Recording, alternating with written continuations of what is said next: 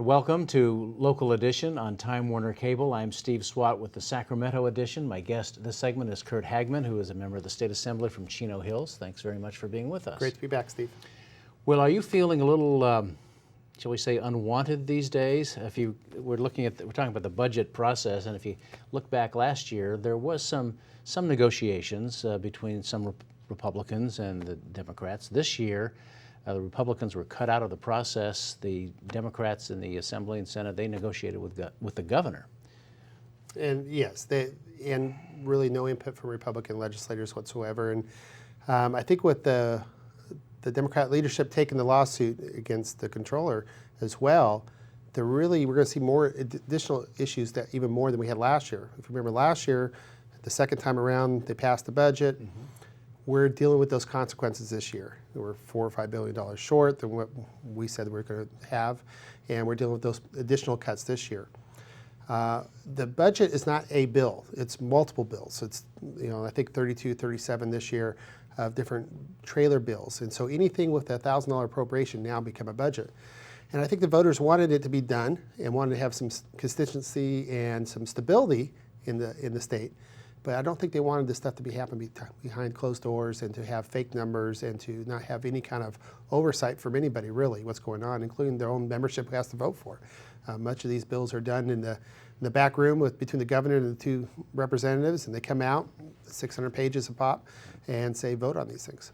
Do you feel that you did not have adequate time at all to vote on the budget? Oh, absolutely. I mean, it's not so much the idea of each bill, it's more of what's the details inside. Mm-hmm.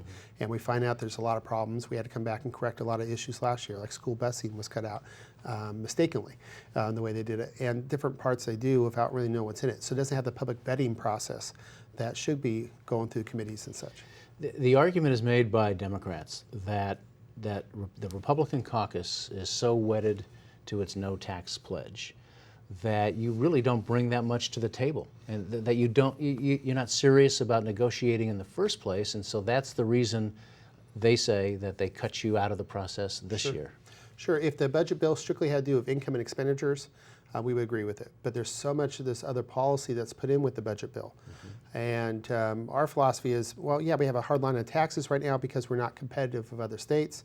And we think we have a much bigger budget, more money to spend as government, more money to spend on the priorities that we all have if our economy is doing better. So those policy issues become the bigger picture that we don't seem to get aligned with. We're the highest tax state. We're always the highest regulated state. We're the number 50th in competitive states to do business in. So that's why we don't have the business economy growing. Those are more the issues we get caught up on, more than the expenditures and what to do. We have different priorities. We like to fund education completely and not cut it so severely.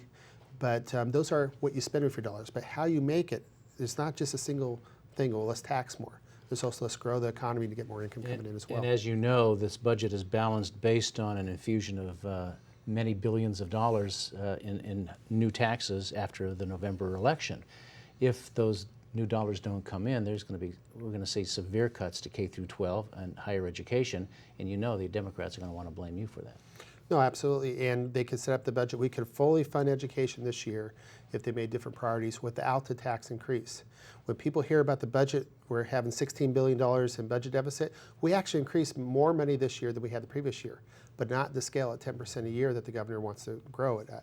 So can you imagine your income growing but suddenly you have a budget deficit? All right. Well, Curt Hagman of Chino Hills, thanks for coming by and talking about your perspective on the budget process. We appreciate that. Thanks for having me, Steve. And thanks to our viewers for watching Local Edition on Time Warner Cable. One reminder, you can see this and other interviews on YouTube and also on My Government On Demand. I'm Steve Swat. Have a great day.